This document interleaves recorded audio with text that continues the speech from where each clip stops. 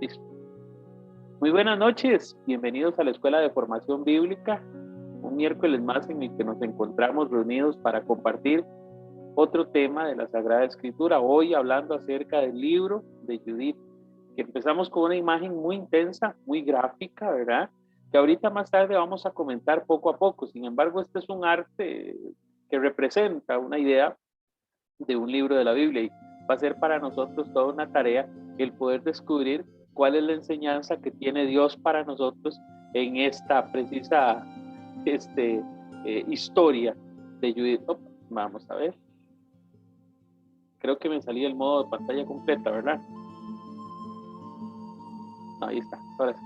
Sí, profe, ya ahora sí. Ya volvimos, ¿verdad? Sí. Muy bien. Importante mencionar, en un tema como este, vamos a profundizar en el contenido sin dejar de ver el contexto. O sea, vamos a hacer un poco de exégesis y de hermenéutica, porque es un libro muy particular. Como ya los hemos visto, estos 7 libros de los cuales estamos hablando en estos días tienen particularidades y este es uno de ellos. Vamos a empezar con la oración que nos corresponde. Hoy celebramos en la iglesia el Día de la Natividad de la Virgen María, entonces les invito a que recemos esta oración. Hoy la copié completa porque me gustó mucho y digo yo, mejor completa y no que nos falte nada. En el nombre del Padre, del Hijo y del Espíritu Santo. Amén. Padre Celestial, tú has querido que María se reflejase tu amor. Gracias por habernos dado una madre tan perfecta.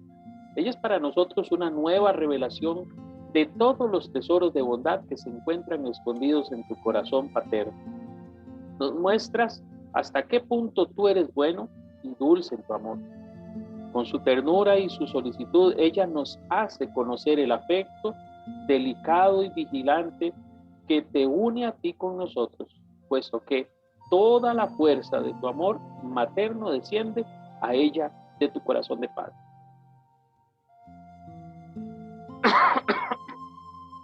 Perdón. En María no hay nada que no le haya sido dado expresamente por ti. Ella trae a nosotros tu imagen, nos hace descubrir tu rostro de amor. En el consuelo de su presencia y la continuidad de sus atenciones, nos faltaría una de las pruebas más evidentes de que tú estás continuamente cercano a nosotros para sostenernos, consolarnos y protegernos. Su mirada bondadosa y su inmensa piedad para con los pecadores, como somos nosotros, nos invitan a creer que tu misericordia es inconmensurable y que no se deja vencer por la ingratitud y por la maldad. María nos muestra cómo tú nos amas y nos impulsa a confiarnos completamente a tu amor. Te damos gracias porque te agrada manifestarte y darte a nosotros a través de ella. Amén. En nombre del Padre, del Hijo, del Espíritu Santo. Amén. Bien, esta es una oración muy bonita hoy en el marco de la celebración de el nacimiento de la Virgen María o la Natividad de la Virgen María. Vamos a continuar con nuestro tema del día de hoy. Vamos a ver. Vamos a hablar acerca del libro de Judith. Vamos a hablar acerca del libro de Judith. El autor es desconocido, no sabemos quién lo escribió. La fecha de la escritura también es desconocida.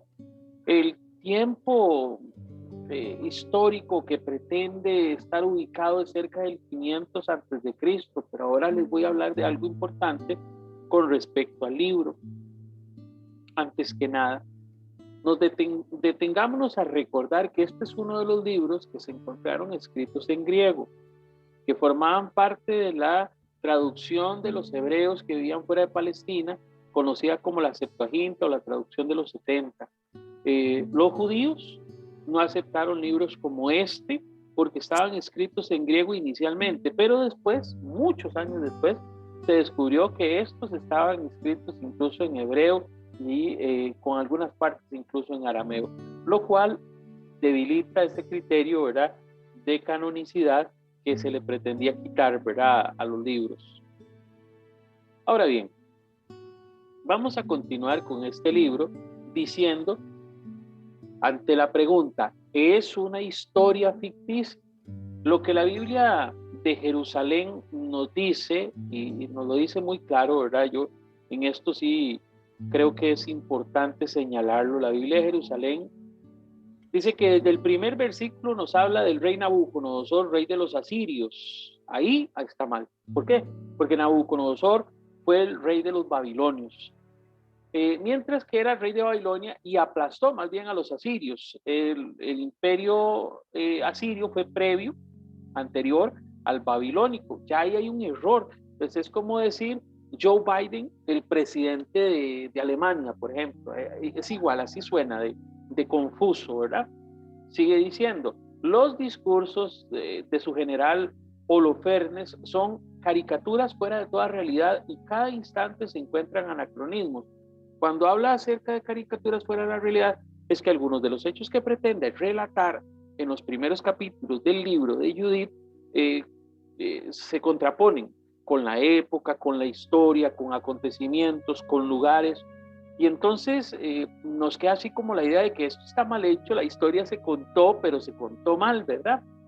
El segundo párrafo nos aclara perfectamente esta confusión del principio, porque dice, pero después de haber dicho esto, y esto lo encontramos en la Biblia latinoamericana en la introducción al libro, está claro que el autor quiere recordarnos una verdad permanente en la historia. No pretende contarnos cómo fue la historia de los asirios, de los babilonios, de Nabucodonosor o de Holofernes.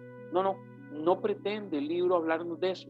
No pretende hacernos una crónica de la saga militar de los babilonios, de los asirios o del pueblo hebreo. No lo pretende. Entonces, ¿qué es lo que pretende? 2 puntos. Que Dios está en contra de los poderosos, dice, Dios está en contra de los poderosos opresores y siempre lleva a cabo su plan.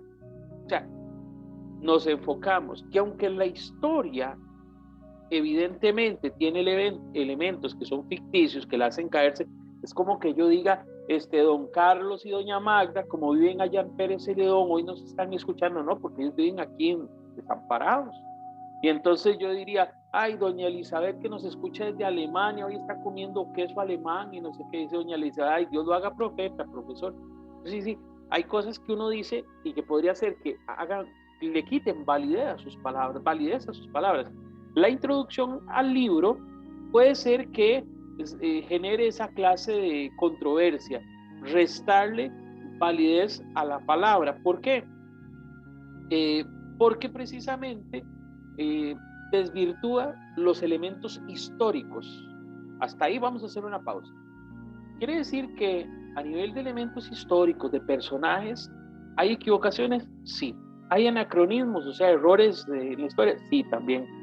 Entonces, profe, ¿la historia es cierta o no es cierta? Vamos a decir que en la Biblia existen algunas historias que no necesariamente son ciertas o enteramente ciertas. Algunas son parcialmente ciertas y cuentan con algunas figuras literarias que exageran o exaltan la figura del personaje principal. ¿Con qué fin? Con el fin de mostrarnos a Dios con su poder, con su amor, con su deseo por rescatarnos. Entonces podemos decir que esta podría ser una de esas historias, efectivamente. Si bien es cierto, el libro de Judith podría ser en parte realidad, no podríamos asegurar que en su totalidad lo sea. Profe, no hay autor y no hay una fecha exacta de escritura. ¿Cómo es eso que llegase a tener a caber dentro del canon, primero de los judíos fuera de Palestina y luego dentro del canon de los primeros cristianos? Bueno, pues precisamente por eso, porque el protagonista, ya me estoy adelantando un poquito, no es precisamente Judith, sino que el gran protagonista del libro es Dios. Y echémosle un vistazo a eso, porque es importante. ¿Cuál es el verdadero sentido de este libro? El libro de Judith nos narra la historia de una heroína, de una mujer valiente, y nadie pone en duda su protagonismo, que existiera una mujer llamada Judith, que hiciera algo portentoso, valiente por su pueblo. Ahora, con los detalles característicos exactos de cómo lo cuenta la historia, tal vez no, pero sí vamos a descubrir que en esta historia, dice, el nombre de Dios es el más importante. ¿Por qué? Porque si decimos el nombre de Judith 32 veces, el nombre de Dios aparece 82 veces y 42 primero referidos a Dios y luego referidos al Dios de Israel. Entonces, al Señor, perdón, a Dios 82 veces y 42 al Señor. Es más, dice el texto del cual ahora les voy a compartir el documento original, que en total son 124 menciones del nombre divino, a las que habrá que añadir varios epítetos o nombres que hablan del Altísimo, del Todopoderoso, del Señor de los ejércitos, esa clase de epítetos que se dicen de Dios sin decir el Señor o sin decir Dios. En otras palabras, profe, el libro se llama Judith y nos habla de la historia de una mujer llamada Judith, que ella, si bien es cierto, es protagonista del libro, sí, pero la función del libro o el propósito directo del libro es señalarnos precisamente que Dios es el más importante en la historia. Y entonces por eso lo repiten constantemente en estos capítulos, que son aproximadamente, yo creo que son 14 capítulos en total que tiene el libro de Judith, y los hace insistente la presencia propia del nombre de Dios. Ahora, vamos a hacer una pausa acá. Cuando nosotros vimos la historia de Tobías la semana pasada, nos dimos cuenta que en el caso de Tobías había elementos extraordinarios. Tobías tiene 14 capítulos. Permítame ver si Judith tiene 16. Estaba confundiéndolo con el de la semana pasada. El libro de Judith, con 16 capítulos, tiene como propósito exaltar la grandeza de Dios. Y hemos dicho, utilizando figuras literarias, el pueblo de Israel a la hora de escribir historias no pretende mentirnos, no pretende engañarnos, pretende exaltar el nombre de Dios. Es diferente. Entonces, usted que me está escuchando ahí y en cualquier parte del mundo que escuchen este video, sépalo. El verdadero objetivo del libro de Judith no es mentirnos sobre una historia, así que no pretenda encontrar diferencias entre Nabucodonosor y los asirios y los babilonios y Holofernes, no. Enfoquémonos en lo que es Dios, en el poder de Dios, en la grandeza de Dios que está manifiesta en el libro.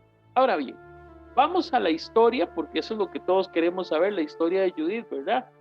Vamos a hablar del libro, estamos haciendo primero una contextualización, un poquito lo que es la forma, la hermenéutica de esto a nivel de historia, de momento histórico y todo eso, pero ahora vamos al contenido del libro, porque yo creo que también eso es algo que todos queremos saber. Primero que nada, vamos a decir que, el pueblo de Dios está aterrorizado, sufre en el exilio. Recuerden ustedes, el pueblo de Israel en varias ocasiones, primero por los asirios, luego por los babilonios, fue despojado de su tierra y fue llevado esclavo al exilio. Y eso, el exilio es durísimo, porque en el exilio no solamente pierden su libertad de poder hacer lo que querían, sino que pierden la posibilidad de rendirle a Dios culto en el templo verdadero, en el único templo. Los israelitas no podían ir a otro lugar a rendirle culto a Dios, solo en el templo de Jerusalén. Entonces imagínense como que en Costa Rica solo existiese una iglesia donde pudiésemos ir a comulgar y nos lleven a un lugar donde no podemos ir, a esa iglesia. Y entonces estamos sin la posibilidad de comulgar con Dios. El pueblo de Israel, el principal castigo que sufre en el exilio es la imposibilidad de acercarse a su Dios, es la imposibilidad de estar con Él. Ahora bien, ahí se habla acerca de que había un guerrero llamado Achior. Yo le digo a los chiquillos, acuérdense del achiote, y le contó al ejército asirio una historia acerca del pueblo judío y les dijo que tuviesen mucho cuidado de invadirlos, porque si lo hacen siendo los judíos inocentes, el Dios que los amparaba, el Dios que los cuidaba, se iba a enfurecer y los iba a castigar. Oiga, qué interesante. Achior llega y le dice a los asirios, que en este caso, bueno, recordemos, dijimos que Nabucodonosor era el rey de los babilonios. Aquí nos ponen Achior, hablándole a los asirios que fueron anteriores. No nos confundamos. El dato histórico del imperio o del nombre de la persona no va a ser tan trascendental como lo que nos cuenta. Número uno, el pueblo judío no está solo. El pueblo judío tiene un Dios que lo cuida, tiene un Dios que lo ampara. Y aquellos que se meten con el pueblo de Dios tienen que asumir las consecuencias. Claro, Esto es tan significativo que ayer en México se aprueba el aborto en todo el territorio mexicano. Se viene un temblor, hay destellos en el cielo, unas luces rarísimas, y ya la gente está pensando, Dios se enojó y castigó a los mexicanos por eso. Vamos a ser claros, lo que los diputados o los señores que toman las decisiones ahí tomaron por decisión no es un castigo para el pueblo, no tiene Dios que castigar al pueblo por la decisión de unos hombres o magistrados o jueces, como se llamen. Entonces no tiene una cosa que ver con la otra. Si vino un terremoto, un temblor, fue algo circunstancial, casual, aleatorio, que tal vez podamos ver en ello una señal. Bueno, ahí puede ser que sí, puede ser que descubramos en un fenómeno aleatorio, circunstancial, coincidente, una señal, puede ser que la veamos así, como una señal de desaprobación de Dios, por lo que se está habilitando en México, la muerte de los inocentes, ¿verdad? Un genocidio terrible va a empezar ahora en todo el territorio mexicano, porque van a darle permiso a cualquier persona, a cualquier mujer de ir a hacerse un aborto. Entonces, claro, cuando nosotros vemos estas noticias, nos exaltamos y nos asustamos. Bueno, dice que el ejército de Achior no le gustó las palabras que él decía, y pese a ser él uno de los soldados, un guerrero importante, lo echaron y lo mandaron con los judíos, ¿verdad?, para que lo mataran los israelitas. Sin embargo, llegando donde los judíos, estos le agradecieron por hacerles el favor, por su historia, y decidieron seguir rezando. Dijeron, don Achior, vea, lo que usted hizo es cierto, decir que Dios nos ama, que Dios nos cuida, que quien se mete con nosotros se mete con Dios, pero vamos a seguir orando, vamos a pedirle a Dios que haga la diferencia, vamos a pedirle a Dios que haga el cambio, que haga la transformación. Y entonces aquí es donde se produce, digámosle, esa primera parte de la historia, que nos narra la historia, el sufrimiento de un pueblo, la humillación, ¿por qué no? La ciudad de Jerusalén tiene murallas, dentro de las murallas hay casas, hay pozos, pero no tiene recursos interminables, tiene recursos limitados.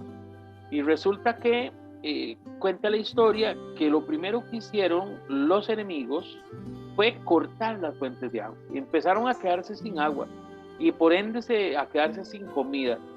Los sitios era una forma de hacer guerra en el tiempo antiguo. Llegaban, rodeaban un ejército, una ciudad, y ahí pasaban años, meses o años sitiando al enemigo, limitándole todos los recursos hasta que ya no tenían que comer y tenían que rendirse, y no tenían ya con qué sobrevivir. Entonces terminaban rindiéndose, ¿verdad?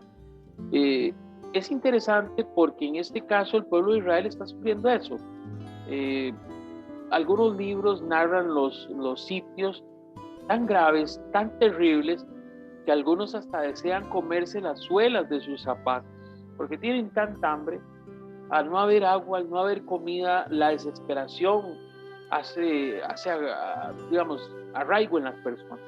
Entonces imaginen ustedes qué situación tan difícil, y la actitud de Achior diciendo que no se metan con el pueblo judío porque es inocente, que Dios los va a castigar, que Dios los va a vengar. A los enemigos del pueblo judío no le cae bien, y el pueblo judío, ¿qué hace? Orar. Invitar a Achior y a los demás a que oren, a seguir pidiéndole a Dios, porque la única respuesta está en la oración a Dios. Hasta ahí vamos con la enseñanza, vamos contando la enseñanza. Yo no diría que estamos avanzando capítulo por capítulo, porque si nosotros lo miramos de esta manera, empieza el libro de Judith en el capítulo número 1, permítanme ponerme el parabrisas, empiezan hablando del poder del ejército asirio, liderado por Nabucodonosor. Y bueno, ya sabemos nosotros que es Nabucodonosor es el rey de los babilonios. Pero bien, nos hablan del sitio, nos hablan del sufrimiento, el primer capítulo, nos habla de esa tristeza que el pueblo de Israel tiene que confrontar, de Holofernes como un general tirano que está ahí sometiéndolos. Llegamos hasta el capítulo 7, donde empieza el asedio o el sitio de Betulia, que es el lugar De hecho que es un nombre que ya no se usa, pero antes existía ese nombre. A las mujeres les ponían por nombre Betulia. Y vea usted qué interesante. Cuando empieza el asedio a la ciudad de Betulia y ese sitio empiezan ellos a sufrir, a pasar hambre, no fue Jerusalén, hago la aclaración, hay un espíritu de desaliento, de derrotismo, ya perdimos, ya no hay nada que hacer, Dios no nos escuchó, Dios no nos hace caso, Dios no nos quiere, Dios nos está castigando. Los pensamientos típicos de la gente que se desinfla, como decimos nosotros, ante las dificultades. Y ahí volvemos otra vez a un aterrizaje, ¿verdad? En la historia. La actitud ante la decepción, ante la desolación, es rezar, es pedirle a Dios, no hay otra.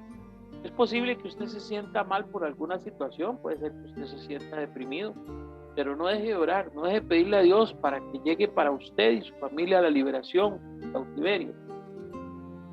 Importantísimo siempre tener presente que Dios está con nosotros. Dice la historia en el capítulo 8 que Judith no pierde su fe en Dios. Ella sigue creyendo que Dios tiene el poder para liberarles, tiene el poder para sacarles de esa condición de sufrimiento.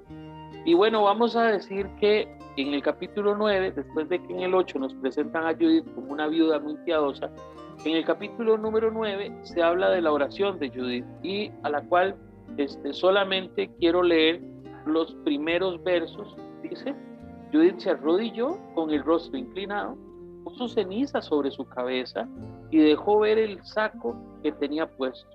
Era precisamente a la misma hora en que se ofrecía en la casa de Dios de Jerusalén el incienso de la tarde, y dirigió su voz al Señor diciendo. Antes de empezar con la oración de Judith, voy a decir esto. Yo les dije ahora que al ser ellos un pueblo marginado que no pueden ir a Jerusalén, es muy bonito el momento coincidente. Es como decir nosotros las 3 de la tarde, la hora de la misericordia. No es la misma hora, pero el pueblo de Israel daba culto a Dios en el templo a la misma hora que Judith escogió orar. Quiso ponerse en comunión con el templo, quiso ponerse en comunión con Dios según los preceptos de su religión. Así, al igual que nosotros, cuando nosotros estamos rezando, cuando nosotros estamos haciendo la coronilla de la Divina Misericordia, nos estamos uniendo como iglesia, o cuando estamos en el domingo, ¿verdad?, en la misa, nos estamos uniendo como comunidad para implorar a Dios. Ella ofrece un sacrificio que es ponerse ceniza, un traje difícil, duro, de un material grueso, como un saco de sancoche, digo yo, pero no era así, que es una señal de ayuno, de oración, una actitud de arrepentimiento ante Dios. Y tal vez ustedes digan: profe, pero arrepentimiento, ¿de qué? Si no habían hecho nada. Vamos a ser claros, la actitud de arrepentimiento a Dios es una constante para el pueblo de Israel, porque siempre hay algo lo que le tienen que pedir perdón a Dios. Igual que usted y yo, aunque seamos muy, muy buenos, pero si miramos hacia adentro, hacia nuestro corazón, nos damos cuenta que necesitamos mucho de la ayuda de Dios. Ahora bien, la historia continúa con esta viuda, valga decir, recuerden que en la Biblia hay personas que son de especial atención: los huérfanos, los extranjeros y las viudas. ¿Por qué? Porque una mujer viuda sin hijos en el pueblo de Israel era considerada una mujer con una maldición en sí. ¿Por qué? Porque recuerden ustedes que en la usanza de estos tiempos, el hecho de que una mujer estuviese sola, no tuviese hijos, y que su hijo, todavía peor aún, tuviese un hijo y moría, era una doble maldición, porque había quedado 2 veces sola, primero de su esposo y luego de su hijo. El papel de Judith viene a ser como el de esa heroína impensable, ¿verdad? Una viuda, una de los frágiles, como un niño o como un extranjero. La mujer viene a asumir un papel protagónico en la historia, y vamos a decir que después de que entra el ejército de Nabucodonosor y les quita los suministros y los pone a sufrir, ella desarrolla un plan. Dice, bueno, dicen que este señor, el comandante del ejército de Nabucodonosor, Holofernes, dicen que le gusta mucho el licor, es dado a beber, toma mucho guarillo, ¿verdad? Y entonces Judith dice, bueno, aquí la cosa es ir y engañarlo, oíganse bien, para de esa manera poder subir la moral del pueblo y así ahuyentar al enemigo que nos ha quitado el agua, que nos ha quitado las fuentes de comida, ¿verdad? Y entonces imaginen ustedes eso, ¿verdad? Qué difícil. La idea es pensar en algo que va contra todo precepto. De hecho que Judith, dice la Biblia, es una mujer hermosísima, guapísima, valida de su belleza, logra llegar hasta el campamento de Holofernes, logra que le den una audiencia con Holofernes, logra quedarse a solas con Holofernes en su tienda, en su cabaña ahí, logra quedarse a solas, le dice a su criada, espéreme ahí en la puerta, yo ahorita voy. Dice que Holofernes empezó a tomar guaro con sus amigos, empezaron ahí a beber y todo esto, ¿verdad? En exceso. Ya los amigos dijeron, bueno, ahí patrón, nos vamos a irnos a descansar, vamos a irnos a dormir. Holofernes les dijo, bueno, ahí pasen buena noche, yo me voy a quedar aquí con esta mujer tan guapa. Y entonces, claro, él pensó que iba a lograr hacer con ella todo lo que él quería. Sin embargo, la astucia de Judith iba más allá. Ella era muy astuta, vio que en la cabecera de la cama estaba la espada de Holofernes, y como él estaba tan borracho, aprovechó y de 2 golpes le cortó la cabeza. Oiga bien, ella le dijo a su empleada, tráigame esa bolsa que es de comida, echemos ahí imagínense una bolsa de, no sé, de McDonald's o de Taco Bell ahí, y echaron ahí la cabeza, la arrollaron y se fueron para el campamento de los judíos, se fueron para Betulia, y llegaron y le dijeron, bueno, aquí está la cabeza del general, del líder de este gran ejército. Y entonces, claro, eso fue un ánimo para el ejército israelita, pero también un desaliento para el ejército asirio, que cuenta la historia, mira en este acontecimiento la mano de Dios. Recuerden aquel personaje que dijo que no se metieran con los judíos porque su Dios podía vengarse. ¿Alguno recuerda el nombre de ese hombre? Yo les dije que se parecía a algo. Achor. Ese mismo. Muy bien. Excelente, Achón. Claro, él les había dicho, tengan cuidado, porque el Dios de los israelitas es bien bravo. Tengan cuidado porque en la de menos. Y claro, cuando ven la cabeza de su jefe allá guindando en un palo en el lado de los judíos, estos dicen, Dios mío, es cierto, ese Dios es poderosísimo. Los teníamos sitiados, los teníamos humillados y se dieron la tarea de matar a nuestro jefe y allá tienen la cabeza. Los asirios salieron corriendo, huyeron de Betulia, dándole en este caso la libertad al pueblo hebreo. Y bueno, ya lo relata en el capítulo 13 y el capítulo 14, la acción de gracias a Dios. Hay gran algarabía, hay gran reconocimiento del poder de Dios al hacer estas cosas maravillosas. Si bien es cierto, Judith como heroína es la que hace este trabajo, dirían los chiquillos en el colegio, una Black Widow, sí, más o menos. Judith llega y desarrolla una tarea dificilísima, pero la logra con el respaldo de Dios, y lo podemos leer cuando en el capítulo 13, en el capítulo 14, aparece manifiesta la actitud y la gratitud a Dios. Cierra el libro con el capítulo 16, que es el cántico de Judith, dando gracias a Dios. Y yo quisiera solo tomar un fragmento, porque les he dicho, estos libros son amplios. Alaben a mi Dios con tamboriles, canten al Señor con platillos, ofrézcanle un salmo de alabanza, ensalcen e invoquen su nombre. Dios es el Señor que acaba la guerra, que acampa en medio de su pueblo para librarme de mis perseguidores. Los asirios venían de las montañas del norte, su innumerable ejército cerraba los valles y sus caballos cubrían los montes. Querían incendiar mis tierras, acabar con mis jóvenes y lactantes y raptar a las vírgenes. El Señor Todopoderoso los rechazó por mano de una mujer. Oiga usted qué interesante. Claro, en el contexto en el que se escribe esto, que una mujer le corte la cabeza al máximo general, eso es algo inconcebible, porque era algo que una mujer no hace eso, ¿verdad? las mujeres en el pueblo de Israel no eran preparadas para la guerra, ni eran entrenadas para matar, ni eran, ¿qué le digo?, soldados. Todo lo contrario, ellas se dedicaban a la maternidad. Pero recuerden que Judith era viuda y ella se mantenía en un estado, en una condición de belleza y de gracia que le permitió ejecutar esta misión. Hay un detalle acá y es donde voy a pasar. Voy a dejar de presentar esto porque quiero compartirles un documento que igual les voy a compartir a ustedes por medio del WhatsApp.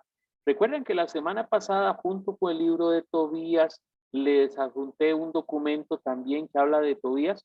Bueno, pues esta semana, de la misma manera, y en consecuencia, voy a compartirles también un documento lindísimo. Voy a decirlo, a mí me parece excelente. Es un pequeño librito. Voy a compartirles la pantalla para que vean la introducción. De hecho, que parte de la enseñanza la he sacado de acá, de este libro. No es muy grande, es pequeñito, pero es apenas para que lo leamos. ¿Por qué? Porque eso nos va a permitir tener una mejor perspectiva de lo que dice la Escritura. Son 9 páginas, el rostro de Dios en el libro de Judith, de Nuria Cartouche. Este libro es importantísimo en el sentido de que nos ayuda a posar nuestra mirada en lo que es verdaderamente importante. He querido en estos libros, en los que hay así pequeños folletitos, incluirlos dentro del estudio, porque sé que ustedes le sacarán el provecho al leerlos. Vean, solo la referencia, el número de veces en las que se habla de Dios está aquí en el primer párrafo. Luego, si ustedes ven, por ejemplo, ya el paso a paso, la figura o la representación de Dios. Primero, el Dios de los humildes, el Dios que está con los que sufren, el Dios que está con los necesitados, el Dios que está con los amenazados, el Dios del pueblo elegido. Recordamos, Israel representa a los elegidos como usted y como yo. Jesucristo nos escogió para darnos la salvación. Entonces, cuando nosotros miramos esto, leemos el Dios de Israel y nos damos cuenta de esa figura del Dios que ama al pueblo, el Dios que lo ama a usted, el Dios que me ama a mí, y el pueblo que no es cualquier pueblo, que es el pueblo escogido por Dios. Aquí aparecen todas las citas bíblicas que sustentan precisamente lo que se dice y las concordancias con los libros de Jeremías, de Ezequiel, etcétera, para que usted pueda disfrutar leyendo a profundidad. Vamos a seguir leyendo, permítame. Dios de Israel, el Dios omnipotente y majestuoso, habla de la grandeza, de un Dios de poder. Creo que voy a utilizar un término, no me lo malinterpreten. A ratos nosotros abaratamos el concepto de Dios que tenemos, porque lo hacemos muy cercano a nosotros, casi que como para decirle, ¿qué, compa? ¿Cómo le va? No, Dios sigue siendo Dios, sigue siendo el Todopoderoso, sigue siendo el Absoluto, sigue siendo el Omnipotente, sigue siendo el Grande, el Todopoderoso, sí, cercano a nosotros, sí, un Dios personal, sí, un Dios que habita en nosotros, un Dios que comulga con nosotros, un Dios que está en nosotros, el Emmanuel, sí, estamos claros con eso, pero no deja de ser el gran Dios que libera al pueblo de Israel del cautiverio, del asedio, de este sitio de Betulia. Entonces, cuando nosotros ponemos esa mirada en esa característica de Dios, nos ayuda a recordar que nuestro Dios es un verdadero Dios, es el Dios con D mayúscula, le digo yo a los chiquillos, porque dioses escribimos con D minúscula, pero el Dios verdadero se escribe con D mayúscula. Y bueno, ya en el punto 4, ya en el cierre del folletito, nos habla del Dios de Judith, de cómo ella lo describe, de cómo ella lo narra, de cómo ella lo relata, cuál es la perspectiva, los anteojos con los cuales mira Judith a Dios. Y bueno, es muy bonita esta figura. Ahí está, como le digo, en todos los versos en los que aparece una referencia de este tipo, aparecen citados, mencionados, incluso copiados ahí. El contenido es riquísimo, obviamente no lo podemos leer acá porque nos tomaría todo el día. Y cierra con una breve conclusión, que sí es muy breve, y la voy a abordar porque quiero aprovechar que me queda todavía tiempito. El libro de Judith nos ofrece una visión de Dios tradicional de Israel. Subrayen la palabra tradicional de Israel. Un Dios omnipotente, Señor de la historia, de la creación, siempre dispuesto a liberar al pueblo elegido de cualquier enemigo o adversidad. Yo voy a hacer una pausa ahí en ese punto. En ocasiones a nosotros se nos olvida de ese Dios que tenemos, de ese Dios poderoso y omnipotente. Y hoy que estamos siendo azotados por el COVID, estamos siendo azotados por una enfermedad, por una pandemia, no nos olvidemos que nuestro Dios es más grande que la pandemia, que nuestro Dios es más grande que el COVID, que el poder de Dios está por encima de la enfermedad. Y si recordamos esa omnipotencia de Dios y seguimos orando, esperemos en fe que Dios nos conceda la victoria sobre el COVID. Ahora bien, dice, el Dios de los humildes, el Dios de Israel, el Dios de Judith es aclamado e invocado en el libro con palabras grandilocuentes y solemnes atributos. Palabra de domingo, grandilocuentes, o sea, unas palabras que hablan de él así altísimamente. Sin embargo, es un Dios cercano, amigo, misericordioso, capaz de oír y ver la angustia de su pueblo y salir inmediatamente en su ayuda. Digámosle a Dios con humildad, necesitamos que vengas en nuestra ayuda. Necesitamos que vengas a Costa Rica, Dios, omnipotente y poderoso, porque tenemos un repunte en los casos de COVID, porque tenemos un repunte en la enfermedad. Necesitamos que Dios haga un milagro, que Dios cambie esa realidad y pidamos a Dios que intervenga, que aparezca un médico que le corte la cabeza al virus, que le encuentren una cura, que se logre ya controlar esta epidemia y podamos ver a las familias nuevamente unidas, nuevamente encontrándose con sus abuelitos, sus nietos, que podamos salir del confinamiento, vivir una experiencia de encuentro en la iglesia, en diferentes lugares, con nuestros muchachos, en la escuela. Un Dios que, como en numerosas ocasiones a lo largo de la historia, ha salvado a su pueblo por manos de una mujer, Judith, instrumento de la justicia y salvación divina. Me gusta esta cierre porque resalta la figura de la mujer como instrumento de Dios. Y hoy, celebrando la Natividad de la Virgen María, ponemos nuestra mirada propiamente en nuestra Madre, la Virgen María, y estamos conscientes que ella es para nosotros instrumento de salvación, arca de la alianza. Ella ha venido a nosotros a salvar nuestras vidas por medio de su entrega a Dios, de su sí a Dios, es que ha llegado la salvación al mundo, Jesucristo que ha nacido en ella.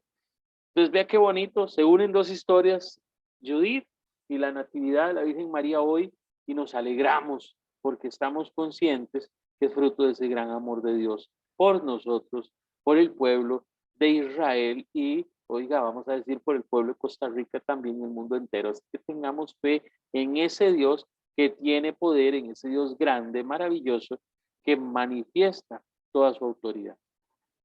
Hago una pausa acá.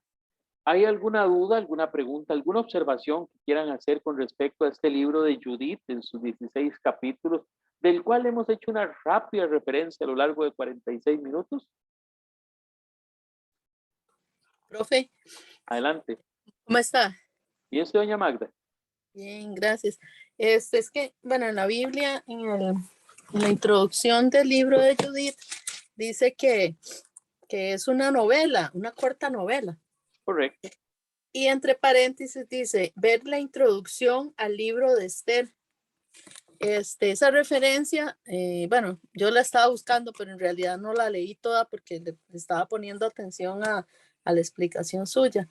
Correcto. Pero, ¿será que, bueno, ambos son novelas, pero la relación de realmente de lo que sucedió en el libro Esther y Judith, ¿se asemejan o no sé? Y esa era la pregunta. Muchas gracias, doña Magda. Muy buena pregunta. Si nosotros echamos un vistazo a la Biblia, nos encontraremos que el libro de Esther, permítanme para buscarlo para ustedes, el libro de Esther nos recuerda ese papel virtuoso de la mujer que puede transformar la vida de un pueblo.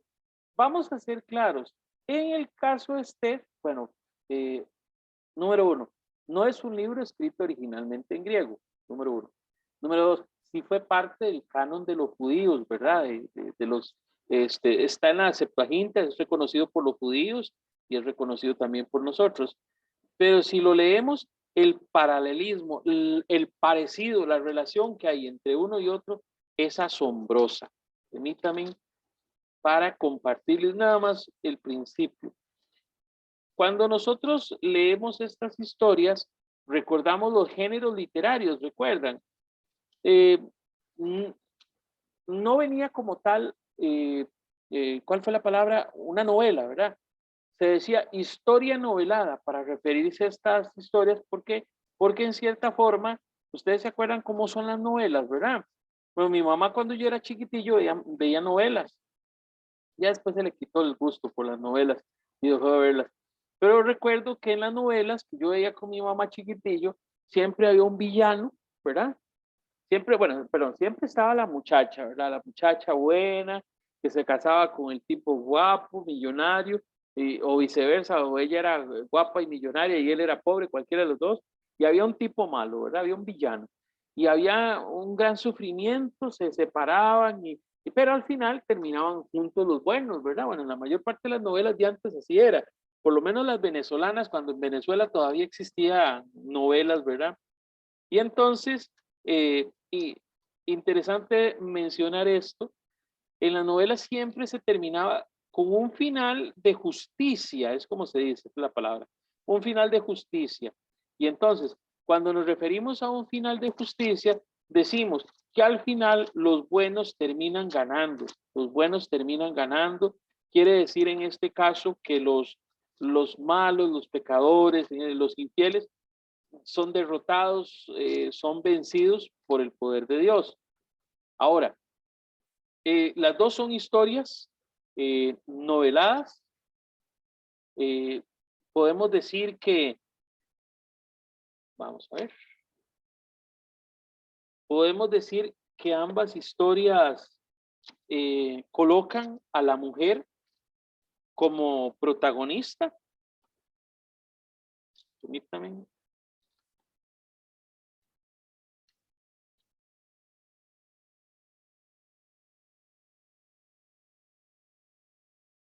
Estoy buscando Esther, aunque no lo crean.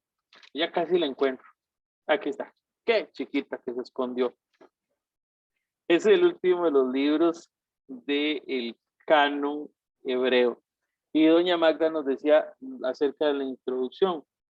Hay un detalle a diferencia del anterior que estábamos viendo de Judith, y es con respecto al tema de la veracidad de los hechos. Empieza diciendo, el libro de Esther es una novela más verdadera que muchos libros de historia. O sea, tiene mayores elementos, mayores criterios, no tantos anacronismos o inconsistencias históricas como en el caso de Judith.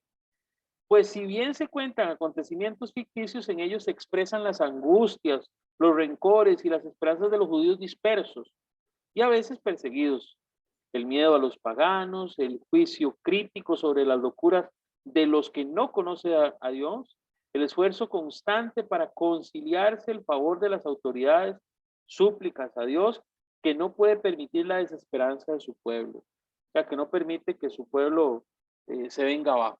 Ahora, vamos a decir que sucede algo parecido. En el caso de Esther, ella tiene un particular papel porque es la esposa, es una de las esposas del rey, ¿verdad? Y entonces va a empezar el libro con la historia de Mardoqueo, un servidor del rey, y cómo hay todo unas intrigas ahí alrededor de este personaje y de la reina Esther. En el caso de Esther, Esther es reina y ella intercede ante su rey para que le haga el bien a su pueblo. Claro, es un rey que los tiene dominados. Importante decir esto. No es un matrimonio, vamos a decir, por amor.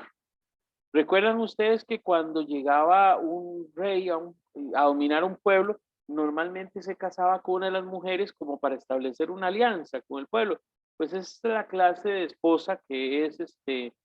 De hecho, que ahí se cuenta que ella necesitaba ir a ver al rey y no podía, tenía miedo, tenía que pedir permiso, etcétera. Ahí se dan varias situaciones así, donde ella ve al rey como su señor, ¿verdad? Como la máxima autoridad, no como esposo.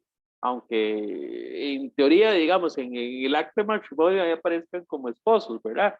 Recuerden eso sí, el papel de la mujer en esta cultura, en la antigüedad, donde era parte de un harén, parte de las esposas del rey. Claro, en el libro queda de manifiesto que ella es la favorita, que es la que él más quiere, etcétera, etcétera. Pero bueno, vamos a ser claros con esta historia. A diferencia de Judith, que es un poquito más violenta, más sangrienta, porque ella tiene que ejercer la justicia por mano propia, en el caso de Esther, Dios se manifiesta para darle a ella el lugar frente a su esposo el rey y le permite de esa manera buscar el beneficio de su pueblo. Entonces, vamos a decir que este libro de Esther viene siendo similar en el género literario, pero diferente en el papel del personaje. Espero haberme explicado de la mejor manera, doña Magda. Sí, muchas gracias, profe. Con mucho gusto. ¿Cómo me costó encontrar Esther? ¿Vio? Se escondió. Sí, es que es chiquitico, son 4 páginas, están ahí escondiditos. Sí. De hecho, que en la Biblia mía aparecen antes de los libros deuterocanónicos o los del segundo canon, que son de los que estamos hablando. Y otra consulta de eso, que también vienen, o sea, son 10 capítulos, pero entre ellos empieza con el 11, dice el sueño de Mardoqueo, y después el 12, y después sigue el 1 de Esther. Entonces, después aparece el 13, luego el 14, el 15, y luego vuelve al 5 de Esther, y entonces ahí como que sí, bueno, no sé, yo no lo he leído todo. Es que hay una canción muy linda de una cantante cristiana, no católica, tal vez usted lo ha escuchado, de Marcela Gándara, y el video está montado en el libro de Esther.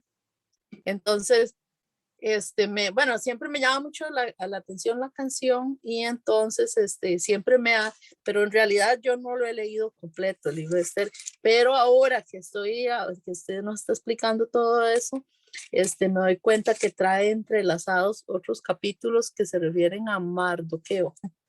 Sí, es una muy buena observación la que hizo usted, doña Magda, con respecto a Esther, y ya que todavía me quedan 5 minutos, voy a aprovechar para contarle.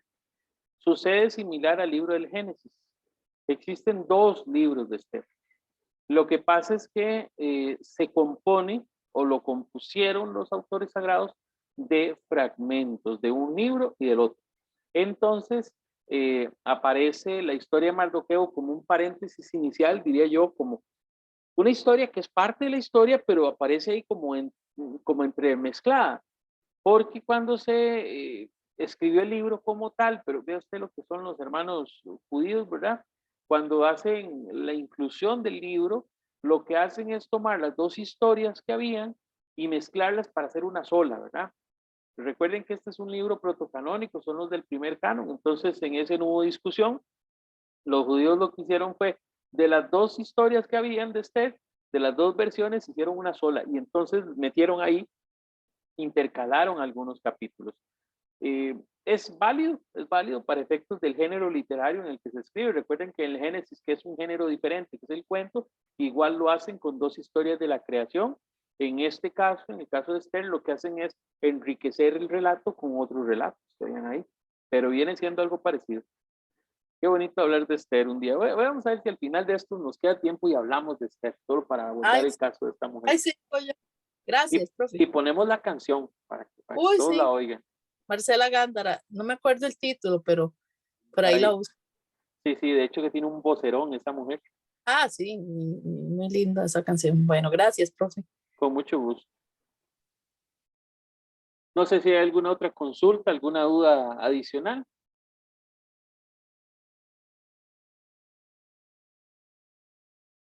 Ahorita alguno me pregunta, ¿cuánto se va a peluquear, profe? Bueno, apenas pueda yo salir de esta confinamiento. Es broma. Muy bien, vamos a compartir nuevamente la pantalla para nuestra oración de cierre. Recordando que estamos celebrando la natividad de nuestra Madre, la Virgen María. Y decimos juntos, en el nombre del Padre, del Hijo y del Espíritu Santo. Amén. Ella regresó a Judá con la cabeza y le dijo al ejército que atacara a los asirios. Los israelitas hicieron retroceder. Perdón. Pequeño detalle, estaba en la última. Ahora sí, la oración. En nombre del Padre, del Hijo y del Espíritu Santo. Amén. Amén. Concédeme, Señor, a tus hijos el don de tu gracia, para que, cuantos hemos recibido las primicias de la salvación por la maternidad de la Virgen María, consigamos aumento de paz en la fiesta de su nacimiento. Por nuestro Señor Jesucristo. Amén. El Padre, el Hijo y el Espíritu Santo. Amén. Yo le diría a la Virgencita María, ojalá mande un pedacito de queque ahí arriba. Ahora salgo y pongo la mano afuera en el portón a ver si me tira un pedacito de queque. Hoy está cumpliendo años la Virgen María, es parte de la tradición de la iglesia, no aparece en los evangelios el cumpleaños de la Virgen, pero los primeros cristianos lo celebraban en una fecha similar a esta, el 8 de septiembre, y la iglesia primitiva así inició la tradición, y en la actualidad seguimos celebrando la Natividad de la Virgen María en un día como el de hoy. Muchas gracias a todos, gracias por acompañarnos en esta experiencia.